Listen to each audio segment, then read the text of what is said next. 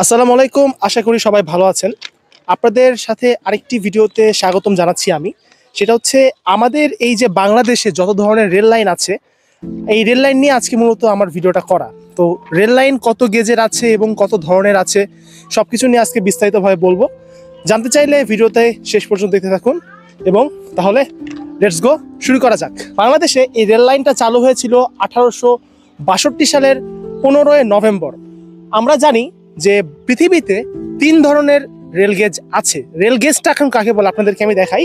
Rail gauge হচ্ছে, এই যে গেজ কথাটার অর্থ কি, এখন আপনাকে এটা জানতে হবে যে গেজ কথাটার অর্থ কি। গেজ মানে হলো একটা দূরত্ব, যেমন এই পাত থেকে এই পাতের দূরত্বটা যতখানি বা এইটা থেকে এইটার দূরত্ব যতখানি, এটাকেই মূলত বলা হয় গেজ। 3 ধরনের রেল গেজ আছে, তার মধ্যে একটা হলো ন্যারো গেজ। ন্যারো গেজটা 762 মিলিমিটার বা 2 ফুট 6 ইঞ্চি। আরেকটা হচ্ছে ব্রড গেজ। ব্রড গেজ হচ্ছে এইটা এইটা এইটা থেকে এইটা, ঠিক আছে? মানে আরেকবার যদি দেখাই, এই অংশ থেকে এই অংশ, প্রথম এবং শেষ অংশটাই হচ্ছে ব্রড গেজ। এইটা হলো 1676 মিলিমিটার বা 5 ফুট 6 ইঞ্চি। আর মিটার গেজ হচ্ছে এইটা থেকে এইটা, এই দুইটা অংশ হচ্ছে মিটার গেজ। এইটার দূরত্ব হলো 1000 মিলিমিটার। 1 মিটার সমান 1000 মিমি, সো 1000 মিলিমিটার 3 ফুট 4 ইঞ্চি প্রায়। পৃথিবীতে আরেকটা গেজ আছে যেটাকে খুব একটা বেশি ধরা হয় না, এটার নাম হলো স্ট্যান্ডার্ড গেজ। স্ট্যান্ডার্ড গেজটা হলো 1435 মিলিমিটার, 4 ফুট প্রায় 8 ইঞ্চি বা 4 ফুট 8 ইঞ্চি এরকম। এইটা নিয়ে খুব একটা বেশি কথাবার্তা আমি বলবো না, কারণ এইটা আমাদের বাংলাদেশে চলে না। তবে পৃথিবীতে সব থেকে বেশি চলে এই স্ট্যান্ডার্ড গেজের রেল। পৃথিবীর প্রায় 55% রেল এই স্ট্যান্ডার্ড গেজে চলে। ইউরোপের যতগুলো কান্ট্রি আছে, উত্তর আমেরিকা, চীন সহ পৃথিবীর মধ্যে অনেক দেশের এটাই হচ্ছে একটা প্রধান রেলপথ, যেটা স্ট্যান্ডার্ড গেজ। আমি আপনাদেরকে একটু ক্লিয়ার করে দিই, এর আগের ভিডিওতে অনেকে বুঝতে পারে নাই যে মিটার গেজ বা ডুয়াল গেজ, মানে গেজ সম্পর্কে একটু আমিও গুলিয়ে ফেলেছিলাম, হয়তো আপনাদেরকে ক্লিয়ার করে বুঝাতে পারিনি। এই ভিডিওতে তা বুঝিয়ে দিচ্ছি। আমি যে ট্র্যাকটা ধরে হেঁটে যাচ্ছি, এটা কিন্তু ডুয়াল গেজের লাইন। কেন ডুয়াল গেজ হচ্ছে আমি আপনাদেরকে বলছি। প্রথমত, এই যে এই দুটো পাত আছে, মানে এইটা আর এইটুকুর দূরত্ব কিন্তু 1000 মিলিমিটার। দ্যাটস ওয়াই এটাকে বলা হয় মিটার গেজ। এই পারেও সেম একই অবস্থা, এই দুটো পাতের দূরত্ব 1000 মিলিমিটার। মাঝখানে যে ট্র্যাকটা ধরে হেঁটে যাচ্ছি আমি, এইটা হলো মিটার গেজ। সাইড দিয়ে আপনারা আরেকটা লাইন দেখতে পাচ্ছেন এইখানে, অর্থাৎ এটা কিন্তু ট্রিপল লাইন। এইটা একটা লাইন, এটা একটা লাইন, এটা একটা লাইন। ফর দ্যাটস ওয়াই এই যে মাঝখান দিয়ে যে লাইনটা আছে, এইটার কারণে কিন্তু এটা হয়ে গেছে ডুয়াল গেজ। অর্থাৎ এই লাইনটা আর ওই লাইনটা মিলে ব্রড গেজ। ব্রড কথাটার শব্দ শুনে বুঝতে পারছেন এটা বেশ বড় সড়ো কিছু একটা হবে। ইয়েস, এই ওইটা আর ওইটা, প্রথম আর শেষ, ওইটা মিলে হচ্ছে ব্রড গেজ।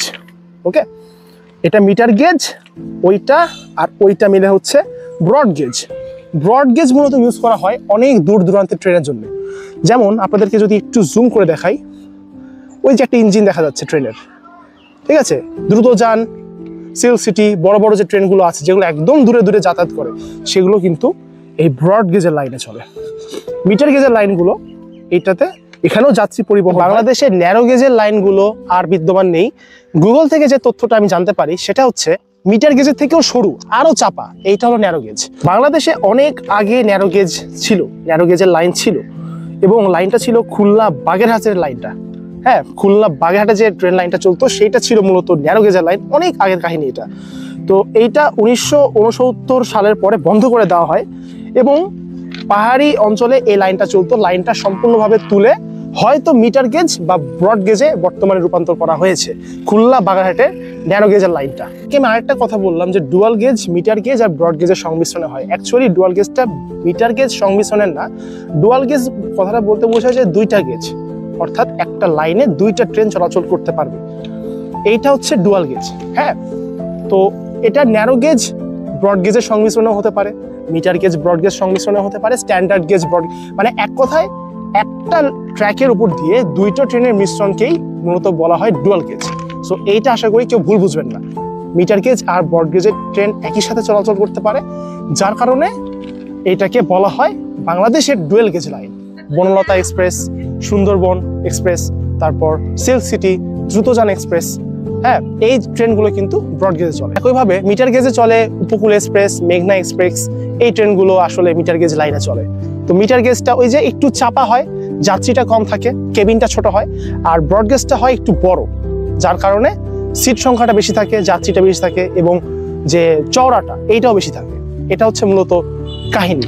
এই যে ট্রেনটা আসছে, এই ট্রেনটা কিন্তু মিটার গেজ লাইনে, দেখেন লাইনটা দেখেন, এইটা হলো মিটার গেজ লাইনে ট্রেনটা যাচ্ছে, ঠিক আছে?